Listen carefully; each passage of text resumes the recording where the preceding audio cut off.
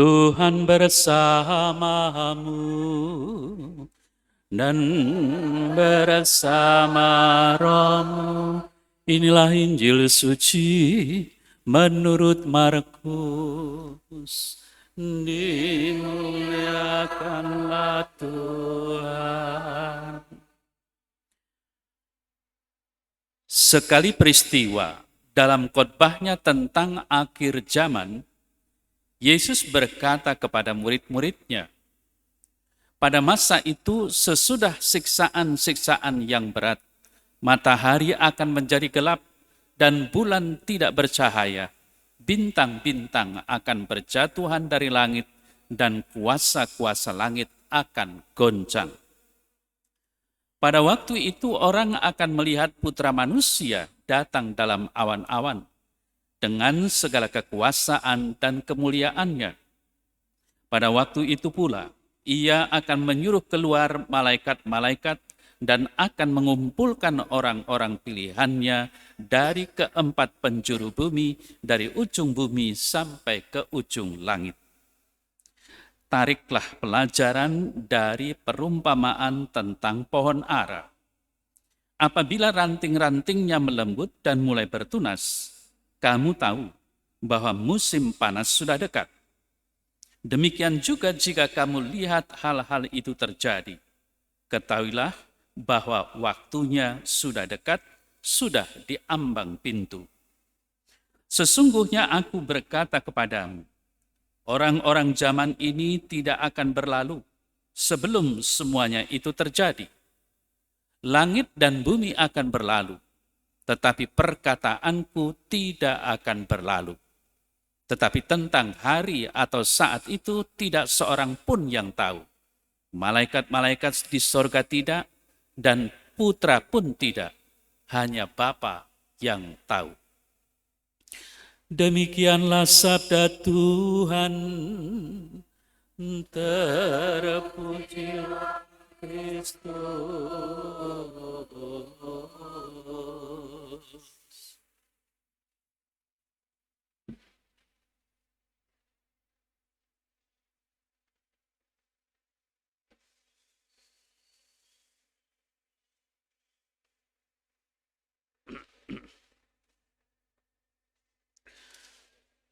Saudara-saudari yang terkasih,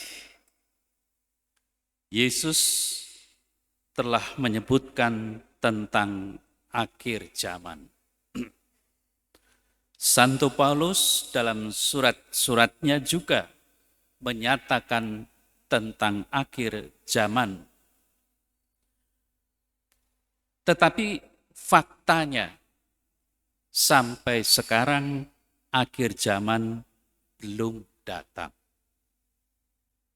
Maka muncul pertanyaan, sebenarnya akhir zaman itu ada atau tidak?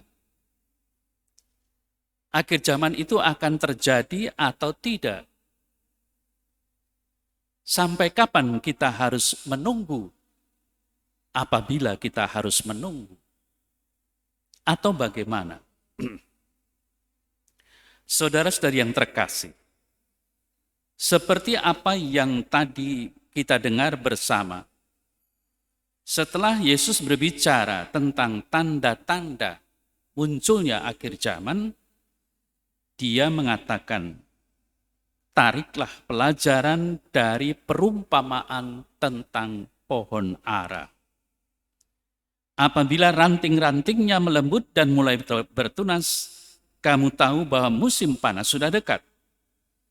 Demikian juga jika kamu melihat tanda-tanda atau hal-hal itu terjadi, ketahuilah bahwa waktunya sudah dekat, sudah di ambang pintu. Kalau kita mau menarik pelajaran dari pohon ara, lalu apa artinya tentang perumpamaan pohon ara ini? Saudara-saudara yang terkasih, memang kita hidup tidak di negara 4 musim. Kita hanya hidup di negara 2 musim, musim panas dan musim hujan. Tetapi di negara 4 musim, kita tahu bahwa kalau musim rontok, kemudian nanti musim semi, baru musim kemudian panas, lalu terus akan berputar musim-musim itu sedemikian rupa, itu akan mempengaruhi tanam-tanaman atau tumbuh-tumbuhan. Pada musim dingin jelas, seolah-olah tumbuh-tumbuhan itu akan mati. Karena daunnya sudah rontok. Tinggal batang dan carang-carangnya. Dan itu termasuk yang disebut di sini pohon ara. Sehingga setiap kurang lebih bulan April, pohon-pohon itu mulai bertunas kembali. Dan itu menunjukkan apa? Menunjukkan musim panas sudah mulai tiba. Nah, perumpamaan ini mau menyatakan tentang akhir zaman. Nah, kalau mau menyatakan tentang akhir zaman, apakah mau menyatakan tentang akhir zaman atau sekedar tanda-tanda yang akan mendahului akhir zaman?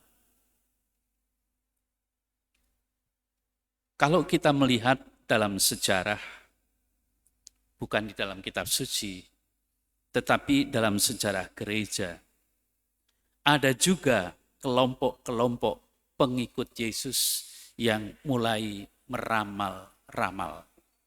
Ya. Yang katanya tanggal sekian, bulan sekian, tahun sekian akan kiamat. Tapi nyatanya tidak terjadi. Lalu ada sekte tertentu yang sangat ketat dan keras, umpamanya saja pengikut David Kores, yang akhirnya semua bunuh diri. Karena mereka meramalkan bahwa besok akan kiamat. Nah, apakah keyakinan kita sebagai orang-orang Katolik itu mempunyai keyakinan yang seperti itu? Lalu bagaimana dengan perumpamaan tentang pohon ara tadi? Saudara-saudara yang terkasih, dalam gereja Katolik tidak pernah menentukan tanggal, hari, bulan, dan tahun. Tetapi yang sangat diharapkan dan itu yang menjadi tuntutan adalah pertama-tama begini. Kita harus melihat memang akhir zaman belum datang. Tetapi zaman akhir itu sudah kita alami. Apa maksudnya dan apa bedanya antara akhir zaman dengan zaman akhir? Kalau akhir zaman, seperti apa yang tadi kita dengar bersama, pada masa itu sesudah siksaan-siksaan yang berat, matahari akan menjadi gelap dan bulan tidak bercahaya, bintang-bintang akan berjatuhan dari langit dan kuasa-kuasa langit akan goncang. Selesai, hancur. Itulah akhir zaman. Kalau zaman akhir zaman belum sampai. Tetapi kita sudah masuk di dalam zaman yang akan menyongsong akhir zaman itu. Kapan kita tidak tahu. Seperti yang tadi kita dengar juga, malaikat-malaikat di surga tidak, dan putra manusia pun tidak. Hanya Bapa yang tahu. Jadi ya sudah, jangan meramal-ramal. Nah, lalu apa yang perlu kita lakukan? Nah, ini yang penting. Kita diajarkan dalam gereja Katolik melakukan segala sesuatu yang berkenan pada Allah sehingga ketika Yesus datang untuk kedua kalinya pada akhir zaman itu, seperti yang tadi kita dengar, pada waktu itu orang akan melihat Putra Manusia datang dari dalam awan-awan dengan segala kekuasaan dan kemuliaannya. Pada waktu itu pula ia akan menyuruh keluar malaikat-malaikat dan akan mengumpulkan orang-orang pilihannya dari keempat penjuru bumi, dari ujung bumi sampai ke ujung langit. Untuk apa? Itulah nantinya yang akan kita alami yang disebut pengadilan terakhir. Kalau orang-orang pilihannya dikumpulkan, pasti akan diselamatkan. Kalau orang-orang yang bukan pilihannya tidak dikumpulkan, ya mungkin akan binasa bersamaan dengan bumi seisinya tadi. Nah, lalu kita mulai bertanya, berefleksi, merenung. Bagaimana kita menjadi orang-orang pilihan Tuhan itu supaya kita mengalami keselamatan. Ini yang penting. Kalau kita sudah menjadi orang-orang pilihannya dan ditandai dengan baptisan kita masing-masing, kita sudah dipersatukan hidup kita dalam peristiwa wafat dan kebangkitan Kristus. Berarti apa? Berarti kita sudah memiliki tanda keselamatan itu. Atau orang sering mengatakan benih keselamatan sudah kita terima. Atau ada orang yang mengatakan bahwa kita sudah diselamatkan dan akan diselamatkan untuk selama-lamanya. Nah, mungkin muncul juga pertanyaan, apakah karena baptis kita pasti selamat? Kalau dengan baptis kita pasti selamat, ya sudah. Berarti setelah baptis mau buat apapun terserah. Kan pasti selamat. Ini bukan ajaran gereja Katolik. Mungkin gereja lain mengajarkan demikian, ya silakan. Mengapa? Karena dalam gereja Katolik selalu mempertimbangkan soal tindakan, perbuatan, atau karya-karya yang baik. Ingat akan apa yang dikatakan Santo Yakobus. Iman tanpa perbuatan pada hakikatnya mati. Nah, kalau imannya mati mau selamat atau enggak? Nah, lalu perbuatan baik yang bagaimana? Dan itu yang dipertimbangkan oleh Tuhan Yesus. Maka Yesus dalam Injil Matius bab atau pasal 25 disebutkan apa yang telah kamu lakukan terhadap saudara-saudariku yang paling hina ini. Artinya apa? Perbuatan baik. Itu yang diharapkan. Supaya apa? Supaya dikatakan kita dipisahkan antara kambing dan domba. Ya. Kambing itu bagaimana? Kambing itu susah diurus. Maunya lari-lari. Sedangkan domba itu mengikuti gembala. Kemana gembala pergi ya para domba itu pergi. Itulah mengapa kemudian domba-domba di sebelah kanan, kambing-kambing di sebelah kiri. Nah, tentu saja kita sebagai umat beriman yang sudah dipilih Tuhan, hendaknya mengikuti apa yang diperintahkan oleh Tuhan itu sendiri. Harus melakukan apa, berbuat apa. Tentu di sini perbuatan-perbuatan baik atau perbuatan-perbuatan kasih. Bukan kasih terhadap diri kita sendiri, ya, yang sering kali kita dengar sebagai cinta diri. Tetapi kita harus mengasihi atau mencintai sesama kita sebagai wujud bahwa kita sungguh mencintai Tuhan atau Allah. Nah, lantas mari kita bertanya terhadap diri kita sendiri. Mumpung kita masih pada zaman akhir, belum akhir zaman. Ya. Sudahkah kita berbuat baik? Mungkin sudah, tapi kadang-kadang. Ya. Lalu tuntutannya apa? Tuntutannya tidak lain kalau kita masih hidup, ya selalu hendaknya berbuat baik. Bukan kadang-kadang. Wah, kalau itu susah. Permasalahannya bukan susah.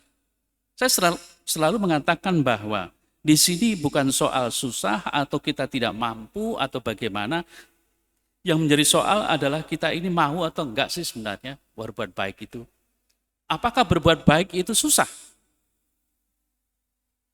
Saudara terkasih, berbuat baik itu tidak susah. Karena tuntutan orang berbuat baik bukan berbuat yang besar-besar, yang hebat-hebat, bukan.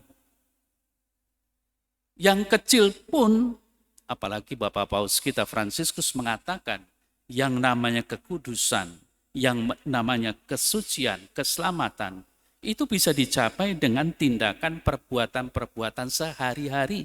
Bahkan yang kecil-kecil, entah itu bagaimana seorang ibu merawat bayinya atau anak-anaknya, bagaimana orang tua itu sungguh bertanggung jawab terhadap anak-anaknya, bagaimana orang bekerja sungguh bertanggung jawab terhadap pekerjaannya tanpa merugikan orang lain dan sebagainya.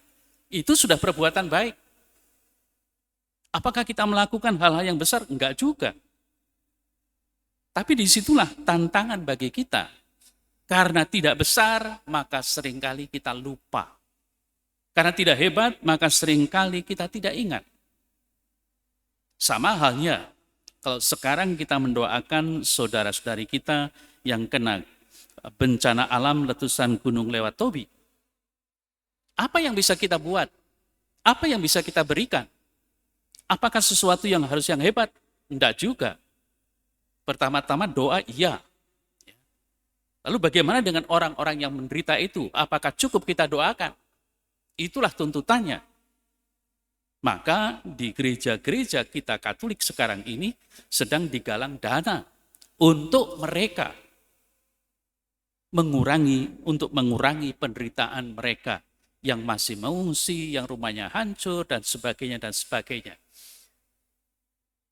Saudara terkasih, memang kalau kita bicara tentang akhir zaman, seringkali orang itu diliputi rasa takut. Rasa takut yang mengajak kita berpikir seolah-olah hanya nanti saya selamat atau tidak. Masuk neraka atau surga. Lalu setelah melihat kita masing-masing diri kita, wah pasti saya nggak masuk surga ini. Karena selama ini saya sudah banyak berbuat tidak baik atau berbuat jahat. Orang tidak mengingat lagi bahwa waktu masih ada. Kita belum akhir zaman, tetapi masih zaman akhir.